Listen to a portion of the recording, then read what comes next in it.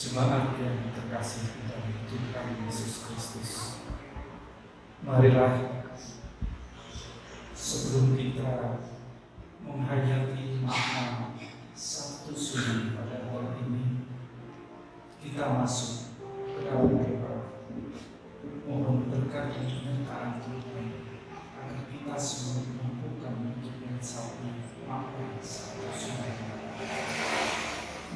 Kita tunduk di dalam doa.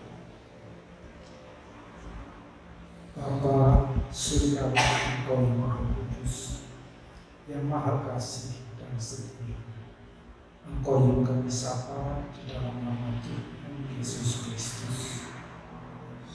Terima kasih Tuhan, Engkau telah menuntun perjalanan kami satu persatu hingga dapat menghadiri ibadah Sabtu Sunyi pada sore hari ini. Tuhan, perkenankan kami memohon kehadiran di tengah-tengah kami. Bimbing kami Tuhan, mampukan kami untuk meresapi makna Sabtu Sunyi dan mampukan kami untuk menerapkannya di dalam kehidupan kami sehari-hari. Dan sehingga jalan pada Sabtu Sunyi ini sepenuhnya ke dalam kuasa kasih.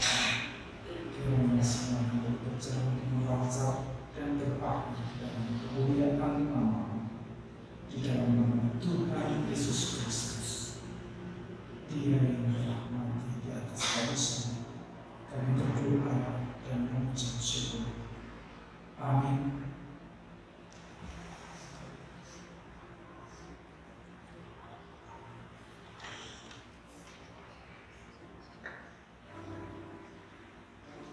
Setiap kita pasti akan mengalami masa transisi,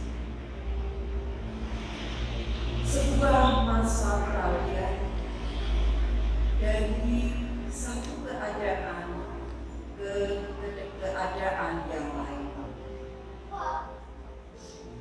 Masa transisi bukan akhir dari kehidupan, tetapi jembatan menuju ke kehidupan selanjutnya. Ketegangan biasanya terjadi di masa transisi. Hal ini terjadi karena adanya ketidakpastian di masa transisi.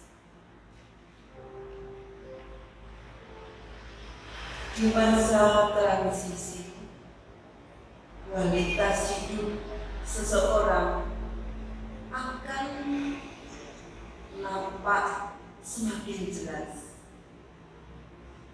Apakah dia termasuk orang yang sudah menata hidupnya atau orang yang masa bodoh dengan kehidupannya? Sabtu Sunyi adalah sebuah masa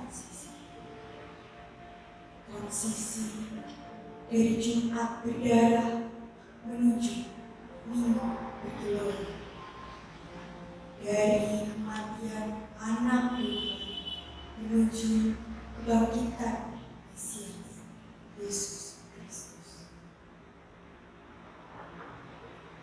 Pada masa transisi ini membentang antara harapan yang kandas dari para murid dan kejutan yang tidak diharapkan dari episode kemesiasan Yesus.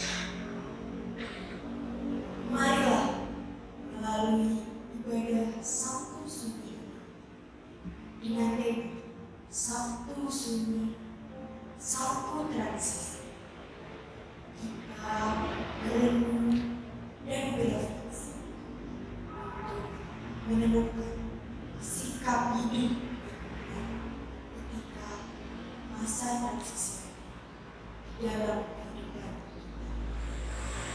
marilah kita tinggal bersamanya dan dia tinggal bersama melalui ibadah Sabtu Sunyi.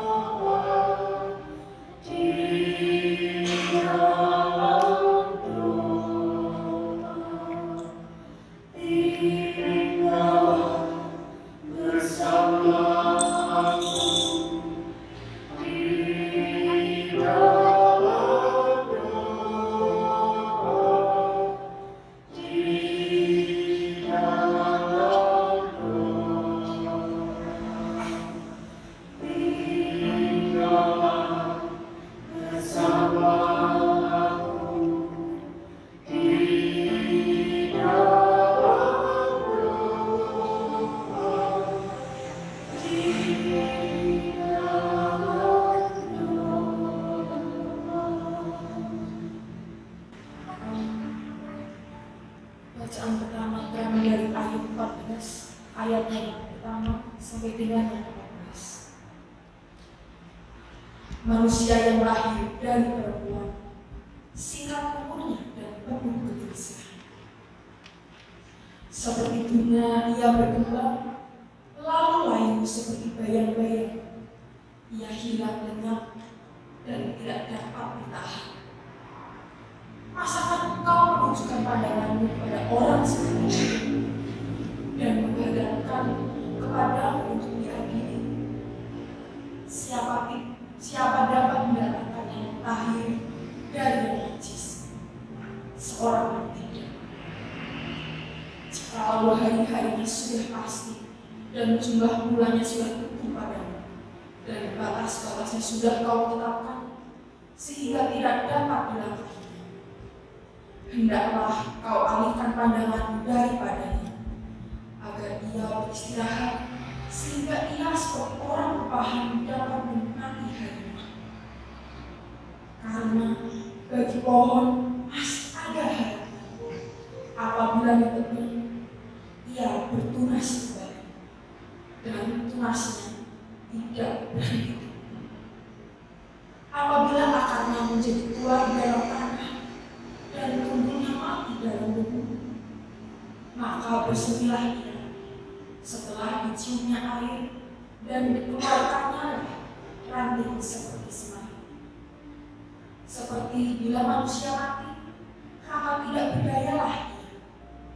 Bila orang binasa, di manakah ia? Seperti air menguap dari dalam arsik, dan sungai surut dan menjadi kering. Demikian juga manusia berbaring dan tidak bangkit lagi. Sampai nanti hilang lenyap, mereka tidak terjaga dan tidak bangun dari tidurnya.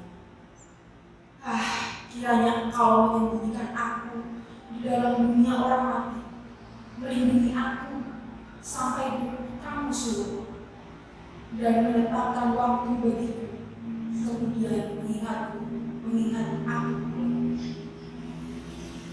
Kalau manusia mati, dapatkah ia hidup lagi?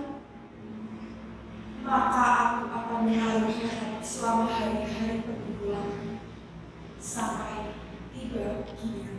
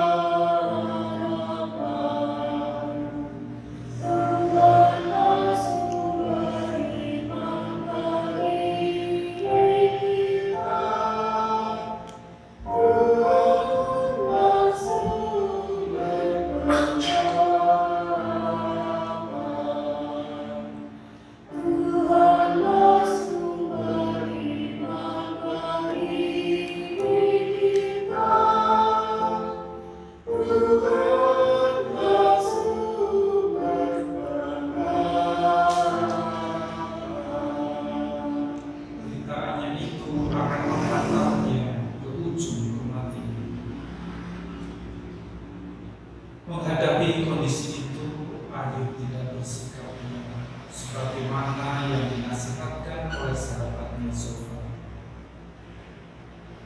Bagi Sofra, sikap dia tidak boleh protes kepada Allah adalah sikap terbaik menghadapi penderitaan yang diakibatkan oleh dosa dan kesalahan. Tetapi Ayub tidak bisa diam. Sebaliknya, Ayub banyak bicara. Ayub banyak bertanya dan mempertanyakan tentang penderitaan yang dialaminya pada Tuhan. Semua itu Ayub lakukan karena Ayub mendapati dirinya tidak melakukan kesalahan atau dosa yang mengakibatkan dirinya layak dihukum oleh Tuhan. Dan akhirnya, secercah harapan kembali bersinar di balik pertanyaan-pertanyaan yang Ayub ajukan kepada Tuhan. Ayub berkata, "Maka aku akan menaruh harap selama hari-hari pergumulanku sampai tiba giliranku." Harapan itu menembus ruang dan waktu antara kehidupan dan kematian.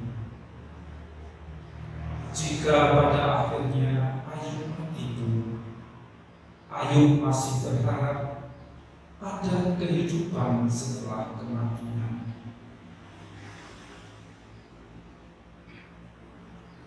Mungkin saat ini saudara mengalami hal yang sama seperti yang dialami oleh Ayub. Saudara mengalami penderitaan yang amat sangat. Bahkan karena penderitaan itu, hidup saudara seperti sudah berada di ujung kematian. Semangat hidup saudara telah mati. Padahal saudara merasa tidak ada dosa atau kesalahan yang saudara lakukan, yang saudara pantas mendapatkan hukuman. Menghadapi pergumulan seperti itu, saudara boleh bertanya dan mempertanyakan kepada Tuhan, Karena itu, pada kesempatan saat ini, saudara diberikan kesempatan untuk menuliskan pertanyaan-pertanyaan berkaitan dengan pergumulan saudara kepada Tuhan. Silakan saudara menuliskan pertanyaan-pertanyaan itu di kertas yang telah disediakan. Kemudian saudara kawal dan letakkan kertas itu di kubur Yesus. Sebagai simbol, saudara menyerahkan pertanyaan-pertanyaan itu kepada Tuhan.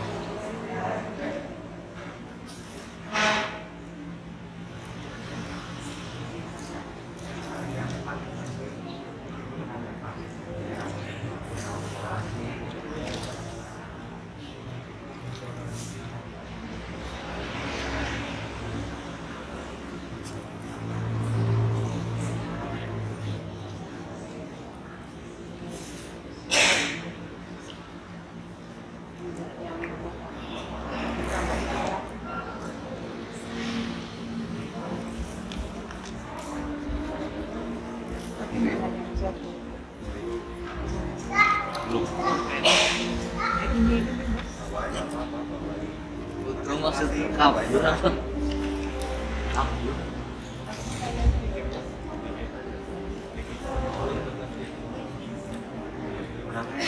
Tapi pelatih buat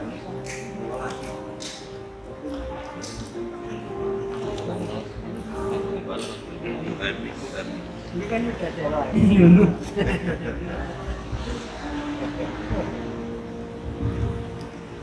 Jadi kertasnya sketch jadi orang apa? Apa salah sih? Enggak, sudah kelakuannya kan sudah. Kan belum ya? Wah, ini kok.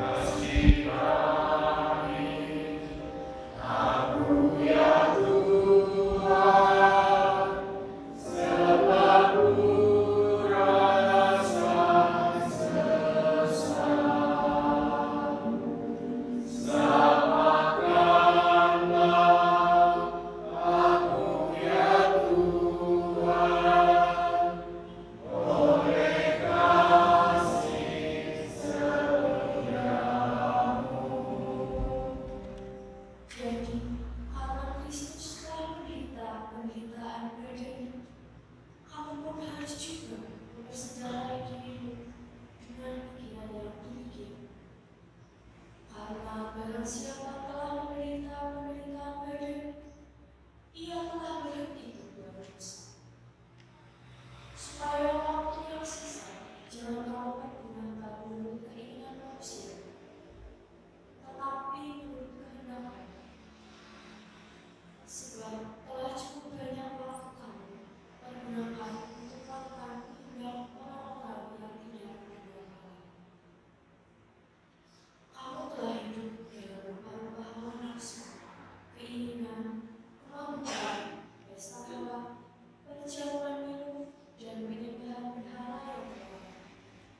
Sebab itu mereka heran bahwa kamu tidak turut mencemplungkan diri bersama-sama mereka di dalam kubangan ketidakseluruhan yang sama.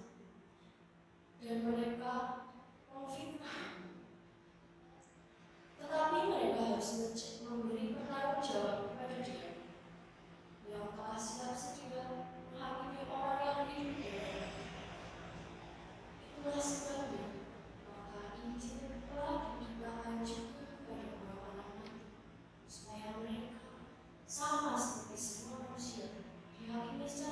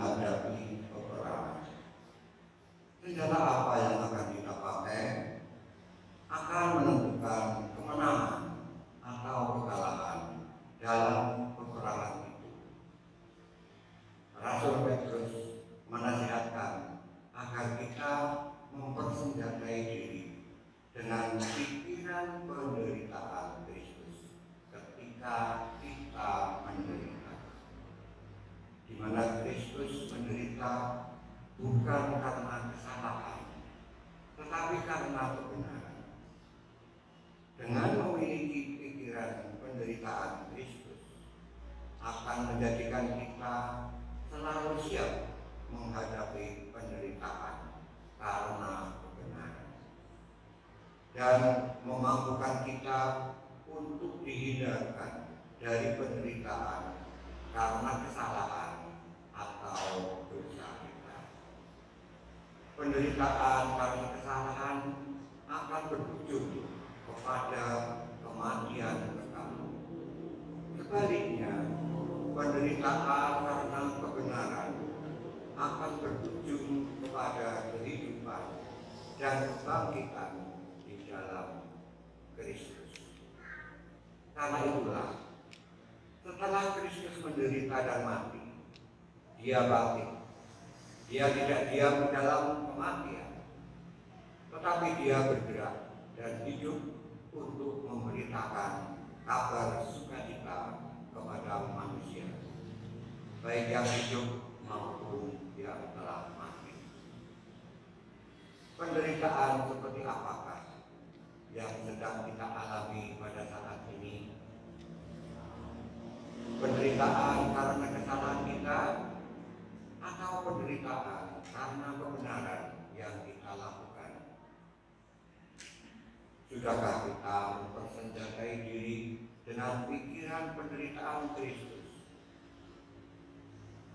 Mari kita memohon ampun atas dosa dan kesalahan kita, jika selama ini kita telah menderita karena kesalahan kita sendiri. Dan marilah kita memohon juga supaya Tuhan memampukan kita untuk mempersenjatai diri dengan pikiran penderitaan Kristus.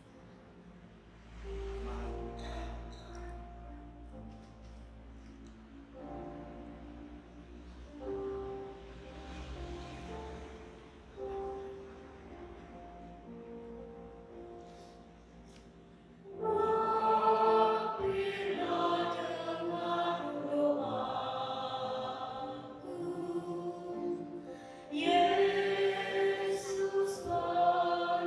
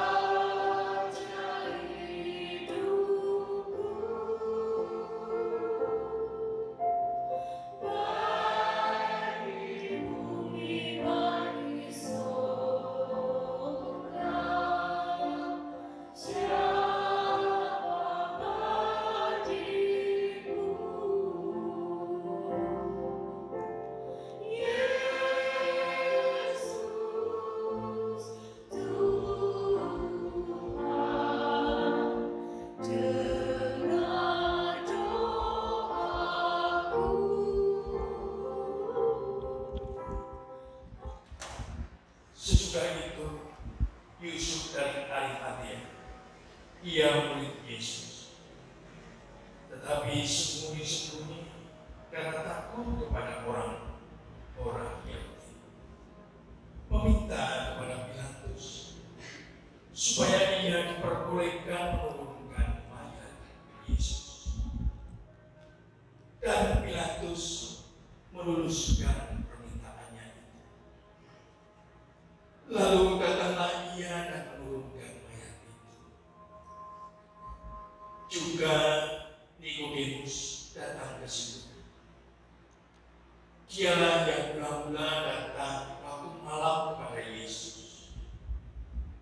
Ia membawa campuran minyak mur dengan minyak gaharu, kira-kira 50 kati beratnya. Mereka mengambil mayat Yesus,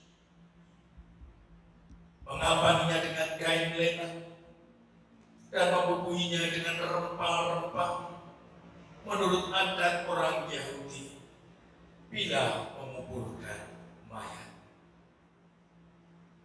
Dekat tempat di mana Yesus disalibkan ada suatu taman, dan dalam taman itu ada suatu kubur baru yang di dalamnya belum pernah dimakamkan seseorang. Karena hari itu hari persiapan orang Yahudi, sudah kubur itu tidak jauh letaknya. Maka mereka meletakkan mayat Yesus ke situ.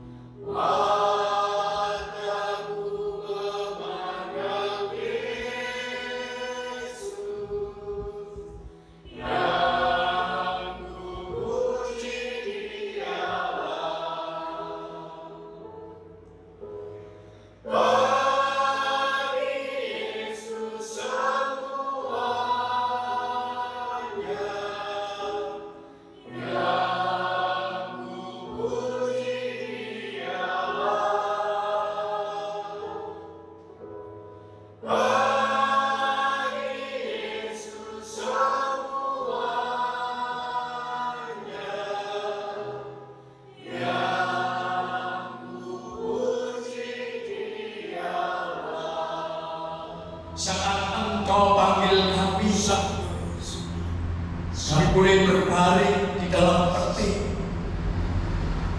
Kami boleh buat taruhan di dalam tanah. Dari debu kembali menjadi debu, kembali kepada panggilan. Ingatlah Tuhan. Namun perjalanan waktu Sabtu Sunyi berubah dengan istilah memento mori. Ingatlah hari kematian. Saudara yang dikasihi Tuhan, ingatlah hari-hari kematian sudah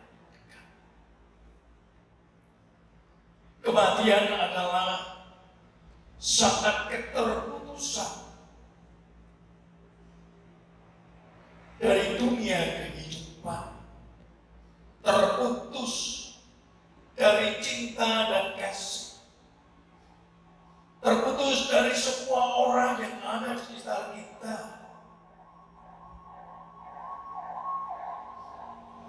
Kematian adalah kesunyian, kekosongan, kehampaan, keterputusan dari kehidupan.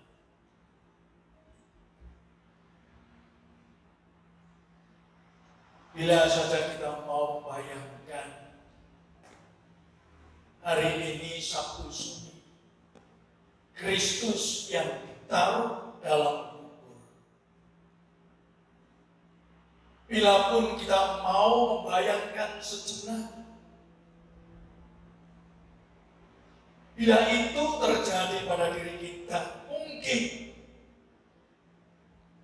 Andalah yang ada di dalam peti. Pernahkah saudara membayangkan, mungkin saja Anda berada dalam peti, sedangkan orang-orang yang mengasihi saudara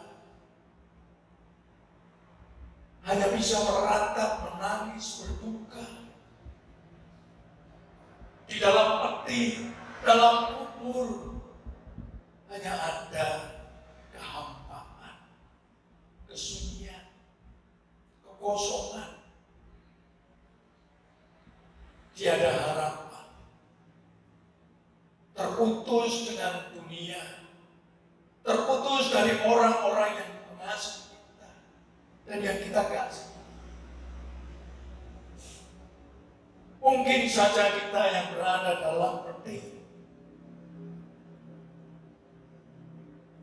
seperti halnya Yesus, terputus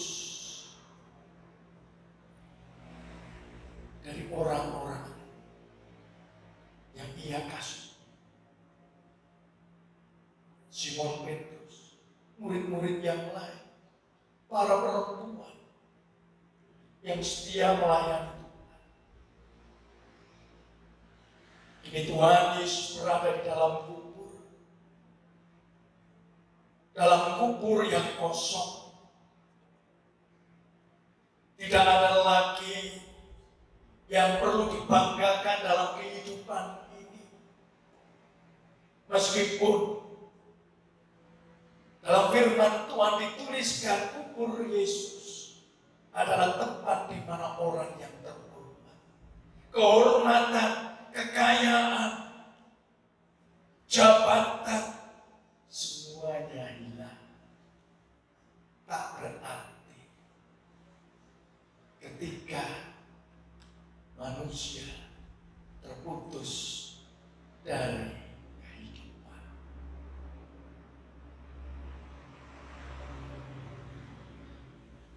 Lalu apa yang Yesus lakukan? Apa yang Yesus kerjakan? Saat di dunia yang kosong, hampa, sunyi, terputus dari orang-orang yang Dia kasih. Apa yang Yesus lakukan? Surat 1 Petrus 3 ayat 18 sampai 22 berkata demikian. Sebab juga Kristus telah mati sekali untuk segala dosa kita. Ia yang benar untuk orang-orang yang tidak benar, supaya Ia membawa kita kepada Allah. Ia yang telah dibunuh dalam keadaannya sebagai manusia, tetapi yang telah dibangkitkan menurut Roh. Dan di dalam Roh itu juga Ia pergi memberitakan Injil kepada roh-roh yang di penjara, yaitu kepada roh-roh mereka yang dahulu pada waktu Nuh tidak taat kepada Allah.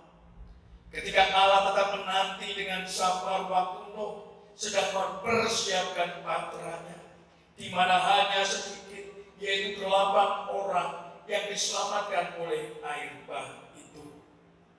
Juga kamu sekarang diselamatkan oleh kiasannya, yaitu baptisan.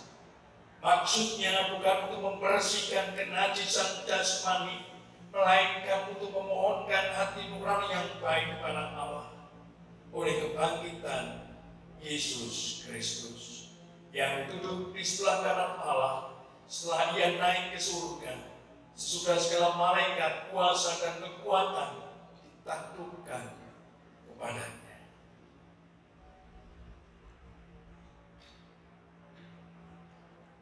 Manusia mengalami kekosongan, kehampaan, keterputusan. Bila kita mati, bila kita tiada, kita terputus dari dunia. Tidak ada lagi harapan. Itulah keadaan di mana manusia sebelum mengenal Kristus hidup dalam kesia-siaan. Namun ketika Yesus masuk dalam kubur, Ia datang kepada milik kepunyaannya. Ia membawa kabar keselamatan bagi mereka yang taat, mereka yang dikasihi. Dari sejak zaman mereka yang dikasihani, diselamatkan. Semua boleh menikmati keselamatan yang dari kematian tidak lagi menakutkan. Masih ada kehidupan yang Tuhan Yesus sudah kerjakan. Meskipun Ia telah mati, Ia tetap berkarya. Dan Ia akan bangkit untuk memberikan pengharapan akan kehidupan bagi saudara dan saya. Ada dua orang yang berani, Yusuf dan Nikodemus. Mereka yang dulu sembunyi-sembunyi, namun ketika Yesus mati, mereka tidak lagi sembunyi-sembunyi. Mereka terang-terangan datang kepada Pilatus untuk meminta mayat Yesus diturunkan. Nikodemus seorang imam terang-terangan membawa minyak rempah-rempah untuk memberikan yang terbaik pada mayat Yesus. Justru murid-muridnya yang dulu terang-terangan sebagai muridnya, tetapi ketika kematian mereka justru sembunyi.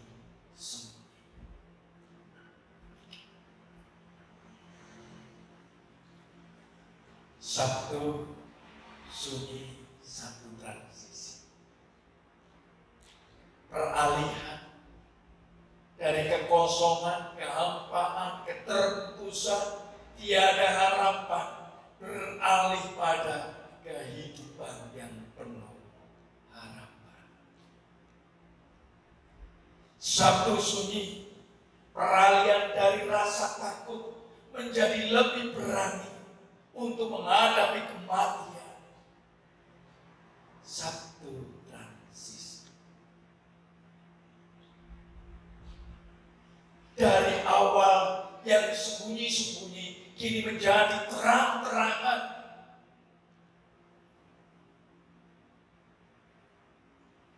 Membuktikan ia adalah murid Kristus. Saudara, maukah kita berani menjalani kehidupan? Satu sunyi, satu transisi. Beralih dari rasa takut cemas akan penderitaan kehidupan kepada kehidupan yang penuh harapan.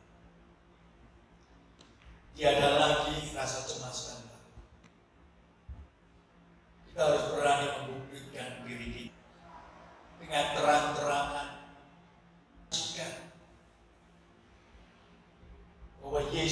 telah mati, Yesus tetap berkarya untuk membawa kita kepada kehidupan yang lebih. Maukah saudara memberi hidup saudara untuk Tuhan seperti Yusuf, Arimatea, dan Nikodemus memberi hidupnya untuk Tuhan, membawa dirinya untuk Tuhan, apa yang ia miliki untuk Tuhan. Hidup kita akan terus dikenal, dituliskan dalam gulungan kitab kehidupan. Nama-nama saudara tidak akan dihapuskan. Nama-nama saudara akan dituliskan dalam kehidupan yang kekal. Mari Bapak Ibu, kita beri hidup kita sore hari untuk Tuhan. Hari ini kita mengenal Yesus, Tuhan kita. Bukan lagi mengenal kematian kita. Ada Tuhan yang mati dan esok pagi Ia akan bangkit. Amin. Kita berdoa. Bapa di dalam surga, sejenak kami merenung perjalanan kehidupan kami sebagai anak-anak. Seringkali kami dikuasai oleh nafsu duniawi, dikuasai oleh dosa. Kami menduakan hati.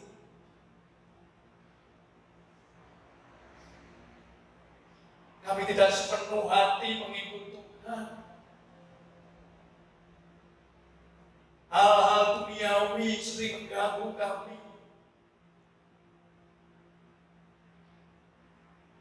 Sehingga hidup kami makin jauh dari Tuhan.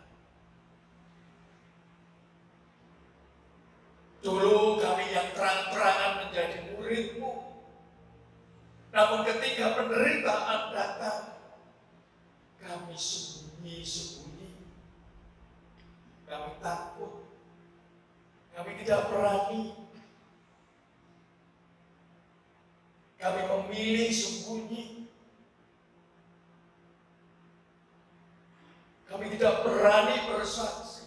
Kami tidak berani memutuskan yang baik, yang benar yang harus kami lakukan. Kami masih bersembunyi di balik keduniawian kami, kesenangan kami. Kenikmatan hidup.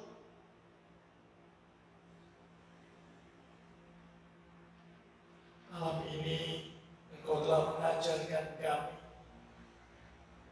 akan sebuah keberanian untuk menjadi pengikut-Mu Tuhan.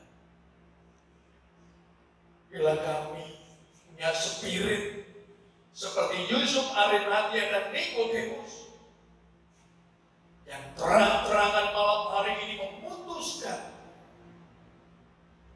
untuk mempersembahkan hidup mereka, apa yang mereka miliki untuk Engkau Tuhan. Sehingga kelak ketika saatnya kami tiba, waktu kami sudah habis, kesempatan sudah tidak ada lagi.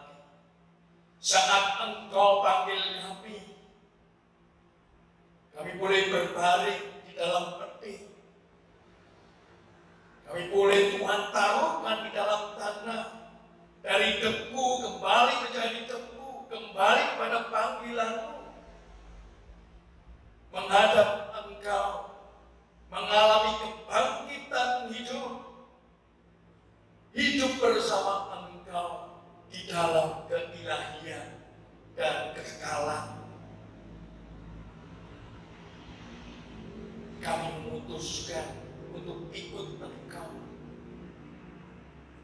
Kami serahkan hidup kami sepenuhnya untuk Engkau, bukan untuk dunia ini. Karena ketika kami serahkan hidup kami untuk dunia,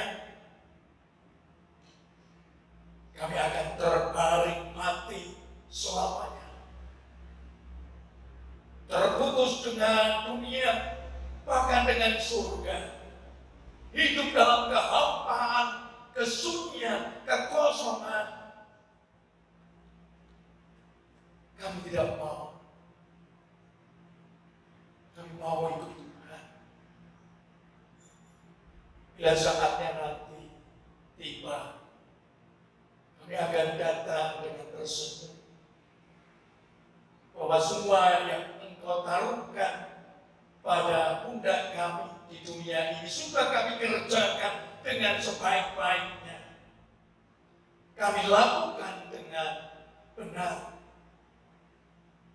Kami sudah bertanggungjawabkan apa yang sudah Tuhan berikan dalam kehidupan kami sebagai suami, sebagai istri, sebagai anak-anak, sebagai orang yang menerima berkat dalam kehidupan ini.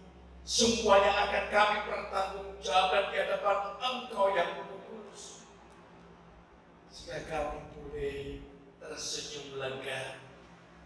Itu semua boleh kami selesaikan dengan baik. Mari Tuhan Yesus, buat kami makin berani hidup di tengah dunia. Satu sunyi, satu transisi, memberi semangat kehidupan kami untuk melihat hari esok penuh harapan. Ada kehidupan di dalam Engkau, kekal untuk selamanya. Inilah kami. Inilah doa-doa kami. Doa para suami, istri dan anak-anak. Doa para hamba-hambamu, para kudus. Dan kami percaya ketika lantunan pujian yang boleh kami naikkan, malaikat di surga pun bersama bernyanyi dengan kami. Engkau Tuhan bersama di dalam doa kami, dalam tangis, dalam seru harapan kami. Apa yang telah kami tuliskan, Engkau Tuhan yang akan bukakan tingkat berkat surga, berkat-Mu turun atas kami. Terima kasih Tuhan. Kami akan pulang dengan keteduhan hati. Kami akan pulang ke rumah kami. Bimbing kami, tuntun kami. Siapkan hati kami Tuhan untuk menatap esok pagi Paskah Yesus yang berkat menyertai kami. Di dalam nama